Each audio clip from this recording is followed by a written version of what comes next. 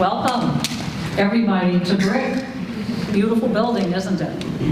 Isn't it? And thank you, Nicole, and all the team here who invited me to speak with you today. And I have to admit, when Nicole told me what the theme was, the end, I thought, well, this is going to be a very short presentation. I love the graphic that came out of Rio about the end. It shows a woman who's probably cleaning out her closet. I think it also shows somebody who's coming to the end of a book. And I love the little one that's finishing bonbons. She's taking the last chocolate out. And then, of course, the relationship that ends. But I think out of every end, as T.S. Eliot said, there is a beginning. And when I thought about this, I thought, well, really, the end implies a journey. It's like you've been on a trip. And we've all been on a journey, right? Life is a journey. Every day is a journey, full of surprises. We don't know when an intersection is going to come. We don't know who we're going to meet. We don't know when we get in bed at night and we go over, well, what was my journey today? What happened? And every person we meet, every place we go, we carry with us. It makes an impact on us. So I'm going to share with you some of the journeys that have impacted me, and I think with your presence today, you need to think about and may have impacted you. This is a quote that Lauren, who is in the audience today when I was talking about my presentation, she's a child of the 90s, and she loves music. Everybody's shaking their head, child of the 90s, right? Semisonic. Well, I have to admit, I never heard of Semisonic.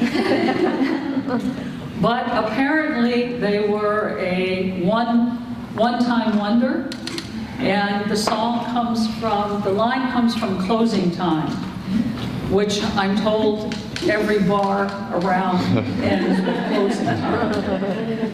Well, I wasn't hanging around in bars in the 90s, so I missed the song, but I think the quote really is very impactful and had meaning for me. Every new beginning comes from some other beginning's end. So every new beginning comes from some other beginning's end. So I'm going to begin my presentation talking about this very building that we're in, because this building has certainly had an impact on me. And really the birth of this building began with Marcel Breuer. Marcel Breuer was a famous German-Hungarian architect. He was born in 1902, and at the age of 25, he was attending an arts and crafts school in Germany. And you'll see that his first design, even though he had a love for woodworking, when he was at this school, he became very interested in metal. And the Wassily chair, which is the black and white chair in the middle, was his first iconic design. And this was from 1925.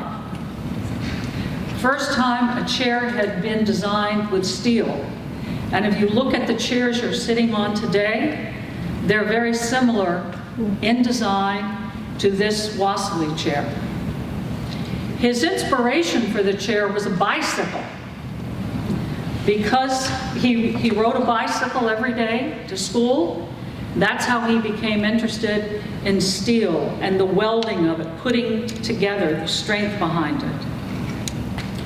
A few years later, he designed the Seska chair named after his daughter. And I actually have two of these chairs, not original ones because they're very expensive. But over in our office at Modernizing Medicine here in this building, we have this same chair. This was the first time a chair did not have four legs. Its design is out of a cantilever, which I'm not an architect or an engineer, but the more weight that's put on the chair, the more stable the chair becomes. And there's only one welding point in this chair. And it's amazing, this chair designed in 1925 still lives 100 years later in various forms that we are all aware of. At the end of the 30s, just before World War II, Brewer came to the US, he immigrated to the US, and he went to Harvard to teach, I think, which tells you the gravitas that this man had in his short career at that time. So up at Harvard in New England, he started to design houses. And he went from woodworking and steel, he got into concrete. He loved concrete. And you'll see at the very top of the building there, he was asked in the late 50s to design the UNESCO building in Paris. And he started with the Y design also. That building is out of concrete. He felt the Y design, you didn't have to go up, you could go out, but still keep the footprint of the land within a human relationship, and it allowed light to come in, more light to come in. So this was kind of the evolution of his thinking. Then, in the mid-60s, he designed the Whitney Museum, which is down at the bottom. And that building was absolutely panned. People wondered, what the heck is that? There's a joke that in my research on Brewer, that Brewer's in a taxi cab with a friend, and you'll notice there's a stoplight in front of the museum, which is at 75th and Madison. And the taxi driver looks over and says, what a monstrosity that is. And Brewer turns to his friend and said, yep, that's just the emotion I wanted. Rather than passing by, people stopped, whether they liked it or they didn't. Now today this building is now the Metropolitan Museum of Art, and it's really considered an iconic building. This building is also a great example of what's known in architecture as brutalism. And that comes from the French, bruton brut, which means raw concrete. And you see in the evolution of Brewer that he really liked to design with concrete and steel and glass, but certainly concrete. And if any of you came through the doors of this building and looked at the pillars, they are raw concrete. They're not stuccoed over. You can actually see the bubbles in the concrete and how the layers were designed. Brewer passed away in 1981, but his designs absolutely still live on today and are considered very modern. So this building, what was the start of this building that has been on a journey?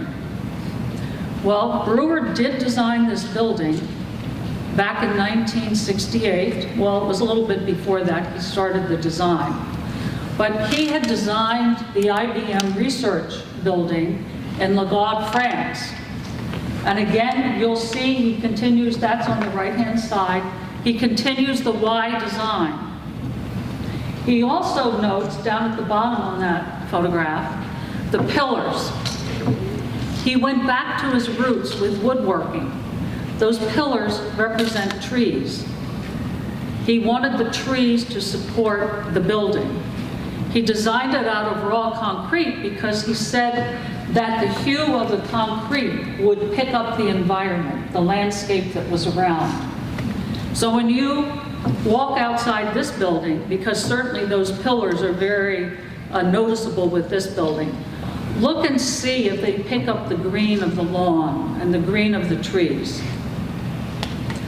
Up in the left-hand side, of course, is this building, Boca Raton Innovation Center, was finished in 1968.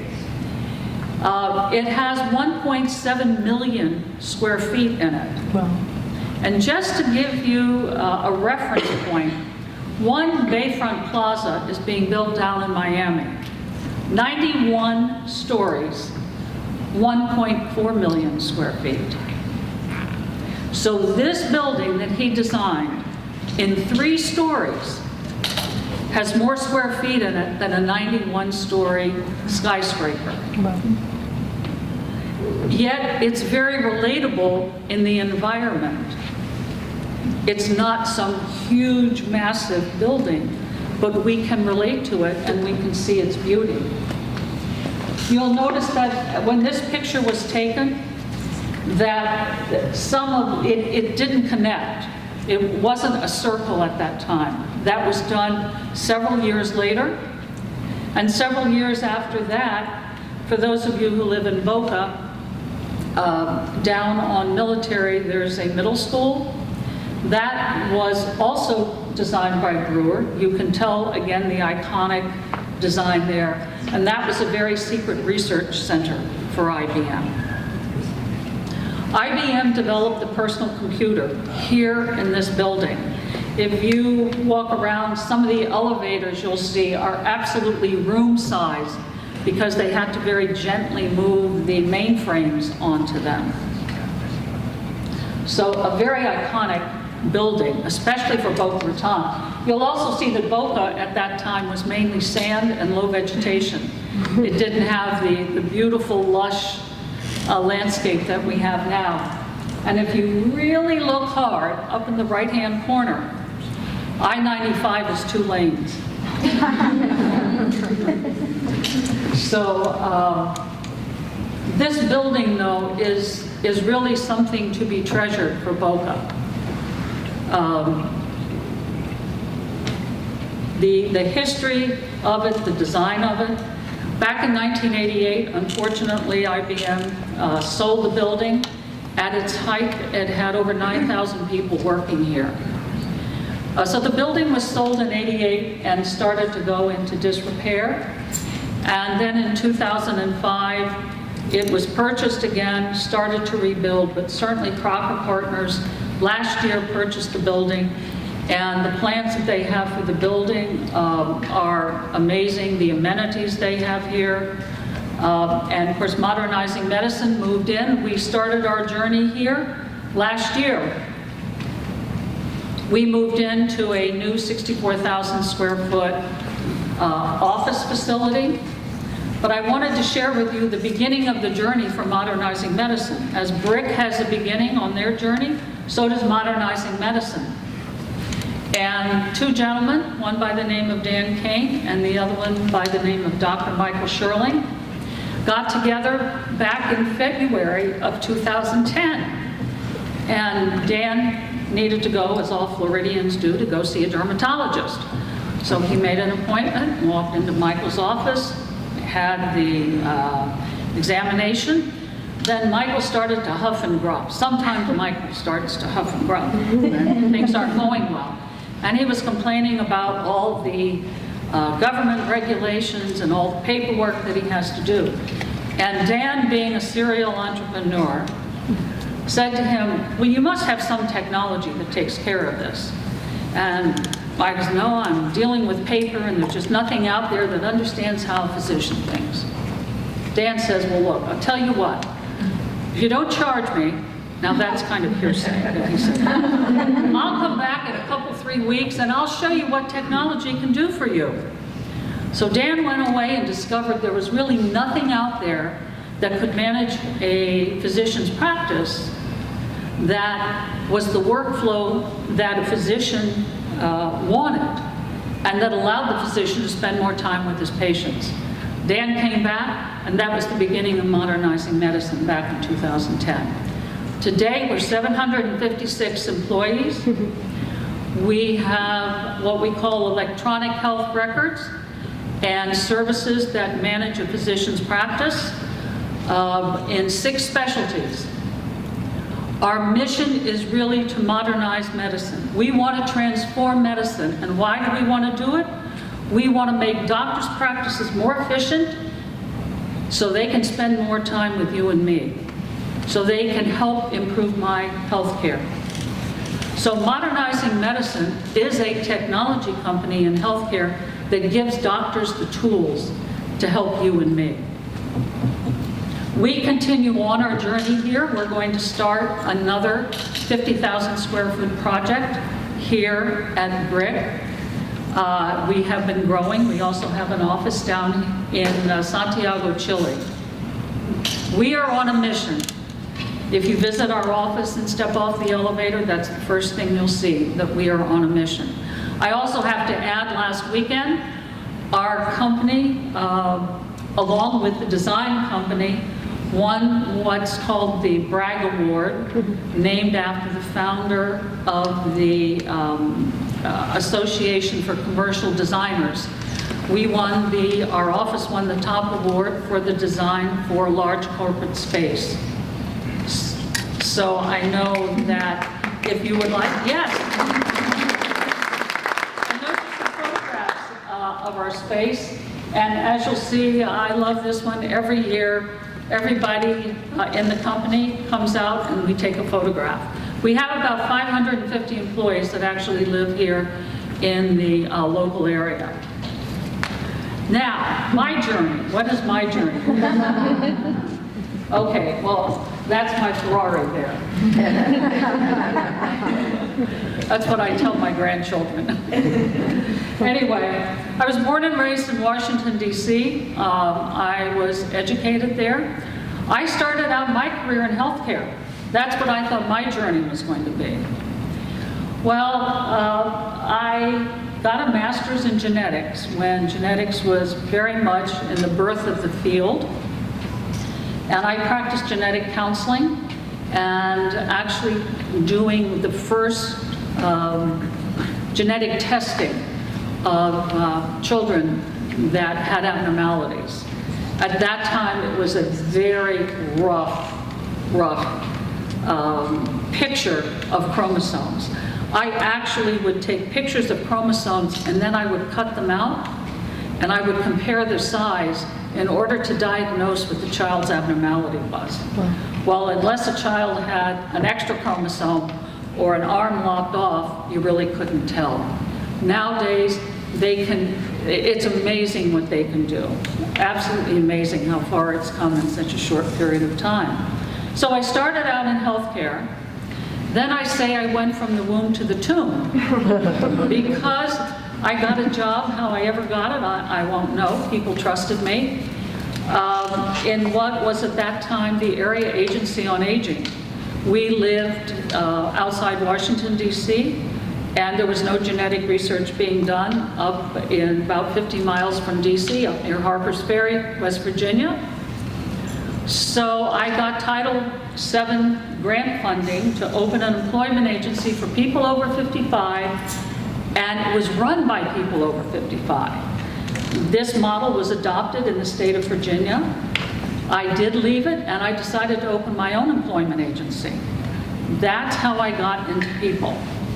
I went back and got a master's in human resources management, and from there I did many different things. Went into retail, did some consulting on my own, and then we decided to move to Florida. I worked for Home Shopping Network and Human Resources. Recruited show hosts. I can tell you those show hosts never stopped talking. Never. I can't imagine being what it's like to be a spouse of a show host because they would never stop talking. Very, very interesting, though, model. Of course, things have changed now that we have the internet, but very interesting model. Loved that. Came over here to work for a technology company, worked for them for 15 years. And as things happened, someone who I had worked with had actually recruited me to come to Modernizing Medicine. And so my journey continues. But Marcel Brewer, his journey continues and has impacted my journey. Modernizing Medicine's journey continues, and that has crossed with my journey. So a journey truly is a road where you come to intersections and are impacted. Now, where does a journey end? And I'm going to share with you a personal story that happened with my brother. He came to visit me a couple months ago, and he is my younger brother, and I guess he thought he was being dutiful with his older sister. But after dinner one night, he leaned across the table and he said, "So have you planned your funeral?" And I took a gulp of what I was drinking, and I said to him, "Well, I appreciate that, but I don't want a funeral. I don't want a funeral." Now, I realize that I'm going to end. I am physically going to end. But I believe that we impact people, that buildings impact us, that companies impact us. I hope some of the information that I've shared with you today, as you look around BRIC, as you learn about modernizing medicine, has impacted you. And that's going to continue. So certainly I will end, but you on your journey may take some kernels with you from today. And that's my hope for you. So I'm going to end as I began, because every end does have a beginning. So, semisonic,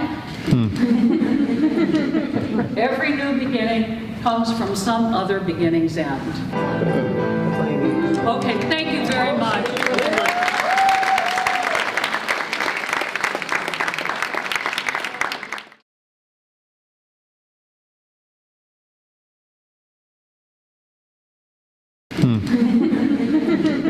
Every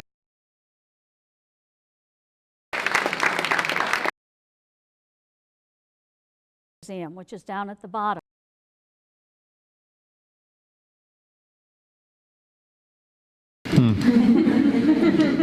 Every